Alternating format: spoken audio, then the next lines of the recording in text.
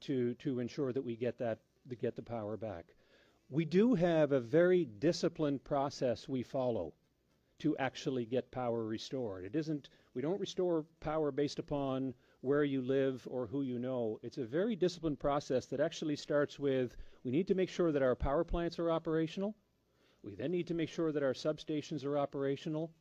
And then we begin the process of restoring power to what we call critical services. So that would be fire stations, water plants, hospitals, shelters. And then we move to the next layer, which is what we refer to as public services. So all of the services that the residents require to feel some level of normalcy, supermarkets, hardware stores, gas stations, etc. And then we move into restoration at the residential level. And so it's a very disciplined process that we will be putting into effect this morning. Our crews are out there now. We rolled our crews at 7 o'clock this morning, and our employees are now spanning out across the service territory in order to complete the assessment and then undertake the repairs. I know the question on everybody's mind is, so when will my power be back? And it would be irresponsible of me to stand here today and say, we promise you're going to have your power back by X. We really don't know until we complete all the damage assessment. We've got to get out there and get our eyes on it and get a sense of what the resources is, how big a task is it. I think it's fair to say it's going to be at least a couple of days before we can have everybody back. But I don't want to stand here with and make any promises that as an organization we are unable to uphold.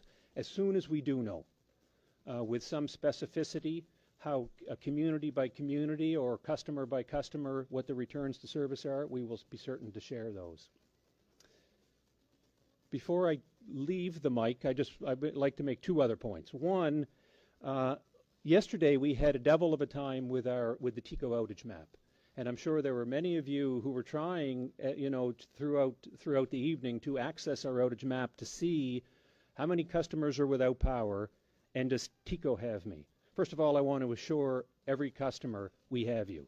We know where the power's out, and we've got that accounted for. We had trouble with our outage map yesterday, which made it difficult for some customers to access it.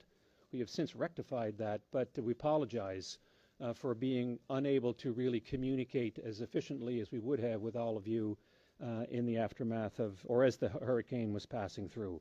And then just finally, I'd be remiss if I didn't just acknowledge the commitment and the dedication of the employees across Tampa Electric. At a time like this, we've got 2,400 employees who work for the company. And during a hurricane, whether it's the planning phase or the restoration phase, everybody has a storm assignment. Outside of whatever your regular job is, everybody has